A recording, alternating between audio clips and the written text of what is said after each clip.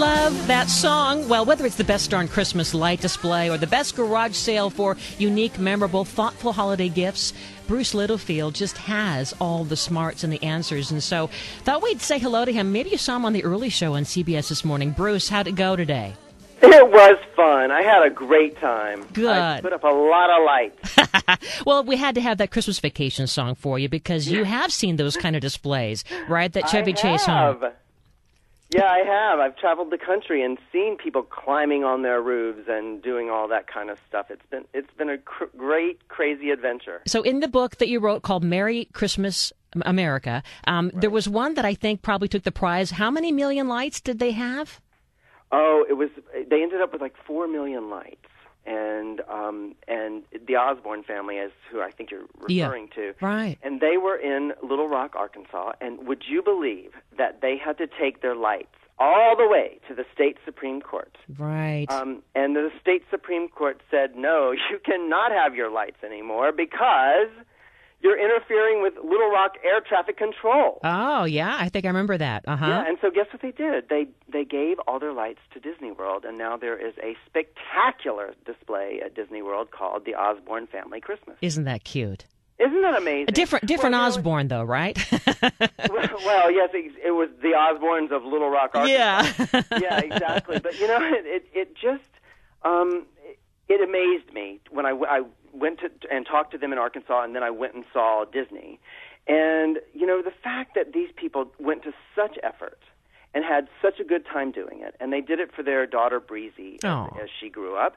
And makes you feel a bit sad for them. Yeah. What's that? Makes you feel kind of sad for them. They're just trying to do something. It was. I have to tell you, I felt a little sad. Yeah. But they had done all that work. And instead of letting it die, which is a lesson for all of us, they said, how can our lights live on? And they contacted Disney, and the rest is history. Awesome. Well, we have more stories to share because we're talking with the happening guy, the guru of fun, Bruce Littlefield. We're going to talk about some great ways to decorate your tree so it looks like a designer would do it, some fun techniques and colors and things. And then also, he's all about garage sale shopping. You always can find him at one of these on the weekends. But have you thought about doing that to find some really innovative Christmas gifts? I mean, some great things for those loved ones on your list. Home Wizards, this is Cindy Dole. We're back in just a few.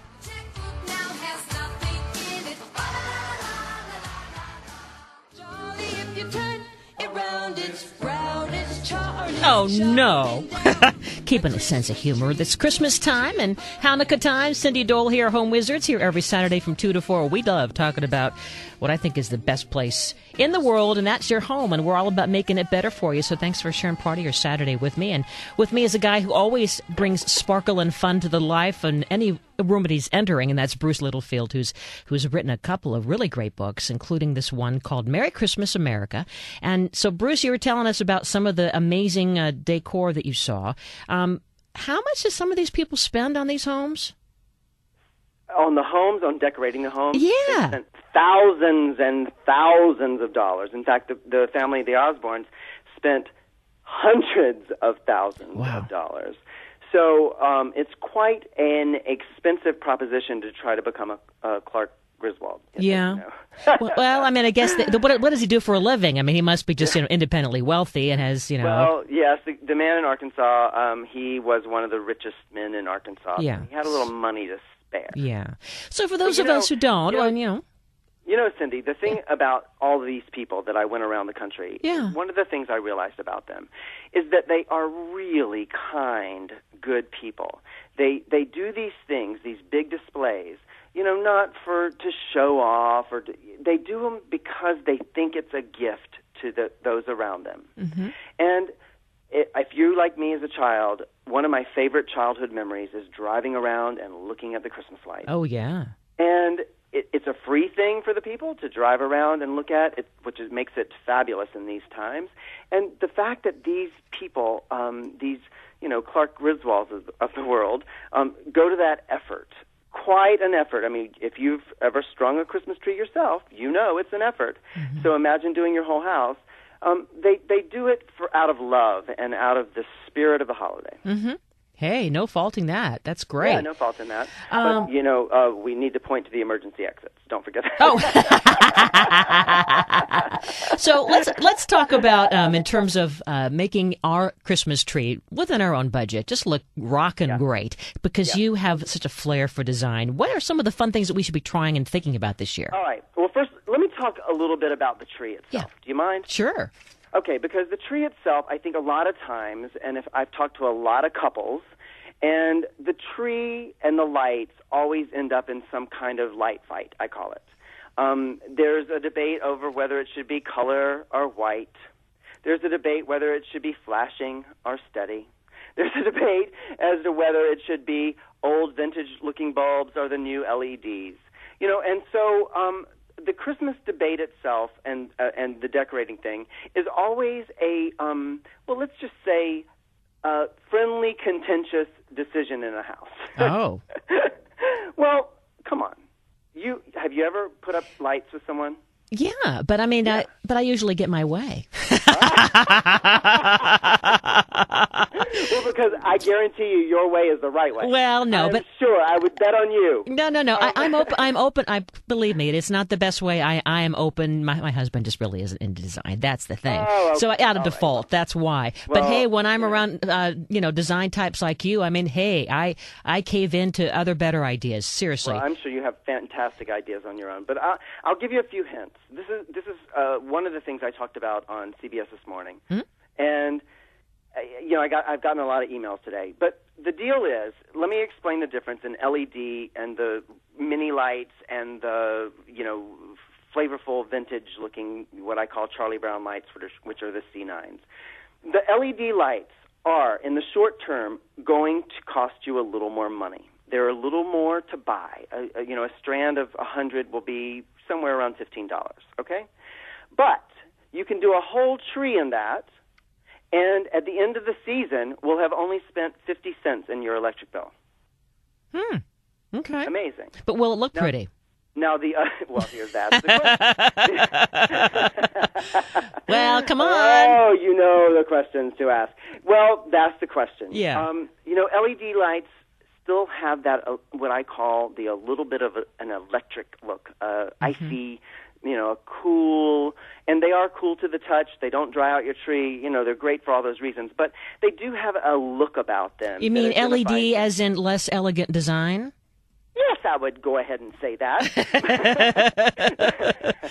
But the for example, this year I've decided I was going to do some LEDs, and I have done my trees in my house with red LEDs. Oh, okay, it looks beautiful. Oh, great. I took floral silver spray.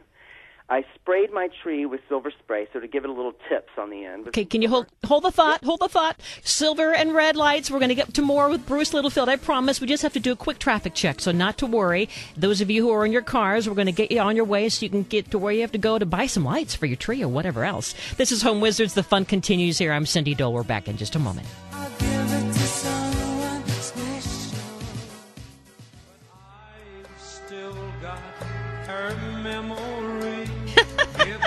I love that song because we're talking about red or blue Christmas lights. Cindy Dole here, Home Wizards. We're having fun with Bruce Littlefield, who's written all kinds of great books. He's just a design extraordinaire guy and a fun guru and life expert. And so, Bruce, you were getting to the good part about your red LED lights, and you have a splash of silver on your tree. So take it from there. Okay, and what I was going to say is that the important part about decorating your tree, your house, your home for holidays is that you sort of make it attainable, but be fearless. Go for it.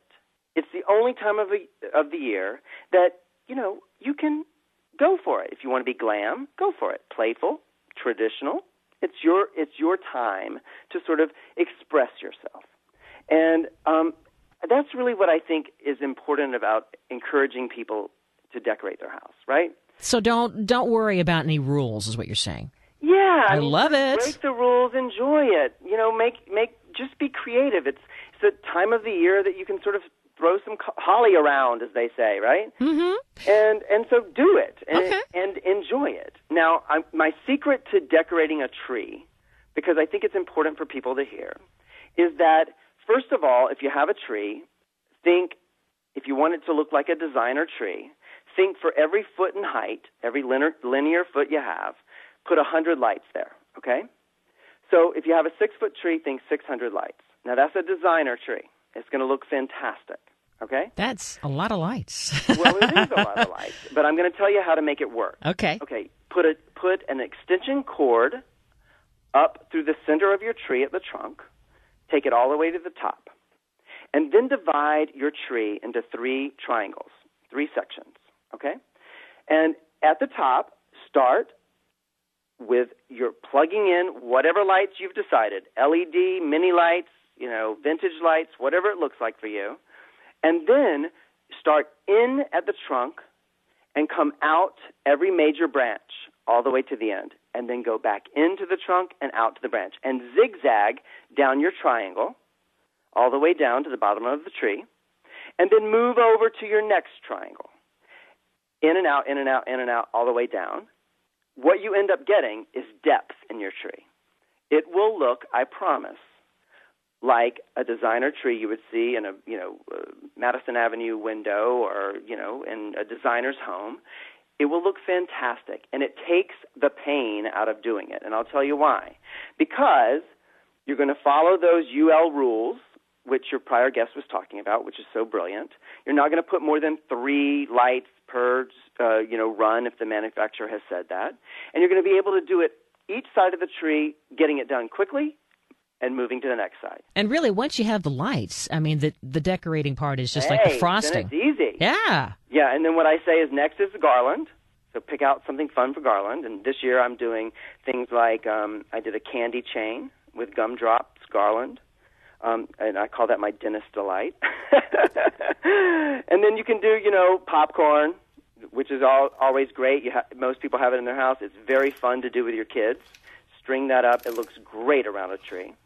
And then, you could throw in something fun like a hemp rope that you've spray painted or glittered, or, chili peppers that you've had dried and you've stringed them up. You can make it look like you and make it look fun.